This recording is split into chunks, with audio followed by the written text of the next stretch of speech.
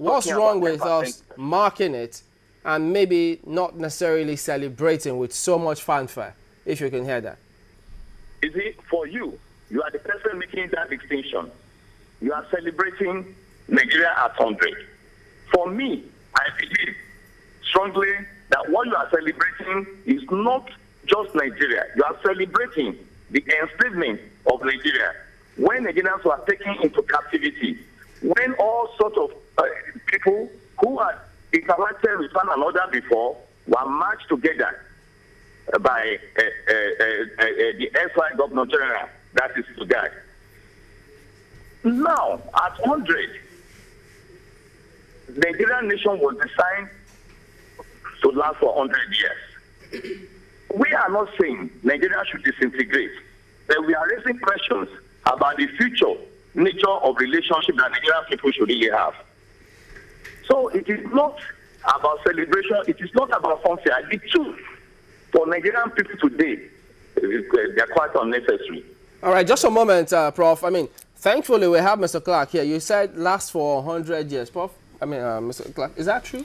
No, I doubt it. One of the reasons why we should mark it is that for 100 years today, Nigeria still remains as an entity. That is a miracle, and we should mark it. But there is no place in the history of this country that says we are to last for 100 years. No legal provision. There is no legal. A country lasts forever as far as the citizens want to stay together. So when they impose, March does in 1914, it was with the intention that Nigeria will remain forever as Nigerians. But much as you're making a distinction between marking and celebrating, it doesn't seem that, that's what the federal government is doing. The federal government is talking about going all out to celebrate, and it's talking about it being private sector driven. Yeah. That's why I said there's nothing to celebrate. There's nothing to celebrate, but that does not mean we should not mark it as part of our history. Today, whether we like it or not, Nigeria is 100 years old. We mark it, but in a simple way. We thank God for giving us that miracle, that for 100 years we have not disintegrated. Shouldn't it be also with some soul searching? Because much as we're saying that we're also trying to prove bookmakers wrong, that we will disintegrate by 2015. 2014 and 2015 are 2 different years. And if we do not address whatever it is the bookmakers are talking about, who knows what can happen in 2015? I can assure you Nigeria will remain one as long as, we tolerate each other. One thing is clear. The tolerance we have shown under stress in this country will take us over 2015.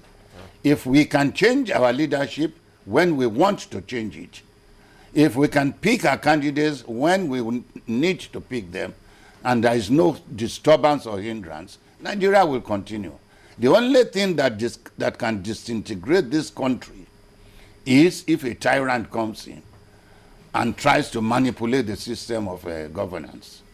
Then I cannot guarantee that. Yeah. But if we are able to change our leadership, and I'm sure by 2015, the election in this country will not be the same. You are seeing the merger now. Okay. One thing is showing from this merger that Jonathan will find it tough to meet the constitutional requirement of having 25% in 2/3 of Nigerian states. So when they say they are not worried, it's just a smoke screen. It's a smoke screen. Look, Jonathan was able to have that 25% because the whole South, you see, there are 3 main tribes in Nigeria: Igbos, Yorubas, and Hausas.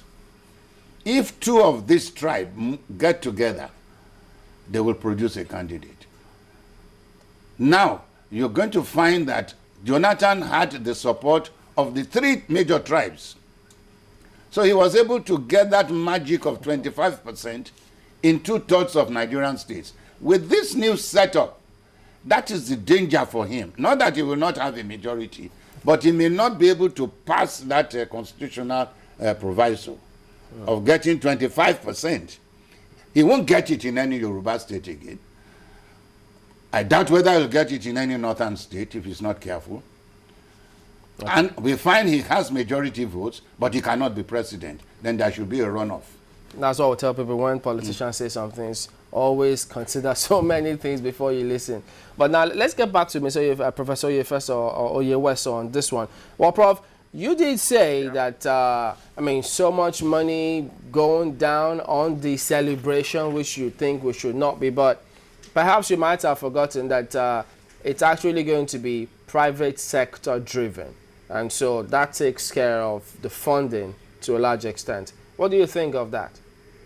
Well, let me react briefly to the statement by the last speaker that nations are designed to last till eternity. One of the lessons of history that we have today is that nation can only last so far the people of that entity agree that they must stay together. You can see what has happened to Soviet Union, what has happened to Great Britain, what has happened to other societies in history, the rise and fall of nations. We believe in the entity called Nigeria, that Nigeria should not be this way again. It is not about President Jonathan. It is about the structure of governance in Nigeria and about the people who are in the corridor of power and people who have captured power in Nigeria for their own good and for their own extended friends, allies, and acolytes. Yes, Prof, but just a minute, but there is no law, as Mr. Clarke says, that says that the amalgamation will only last for 100 years, at least from a legal perspective, if we can get that clear. Do you agree with that? From a legal, there are different interpretations of law. I will not contend that position with the legal practitioner because I'm not a legal man. That's a smart but one. All I know is that even marking 100 years of Nigeria with funfair, even with private sector funding, is inappropriate. What is the level of private level support? Is it not the same set of people that are very close to government? Is it not the same set of people that benefit largely, that feed on the oil resources of the Nigerian nation? So count them. What is the private sector in Nigeria? The private sector is an extension of government. You think so? Today who can live. That's not a truism, is with it? Partial exception. With partial exception, they are all government people. They are all government people. So it is government people that are using the same government money indirectly through some other sources to fund whatever they are calling Centenary celebration. What we should be asking today, critical questions. Uzogu told us in 1966 that we will not be afraid to be referred to as Nigerians, that our enemies are the profiteers, the 10%ers. Do we talk about 10% today? We are talking about organized brigandage.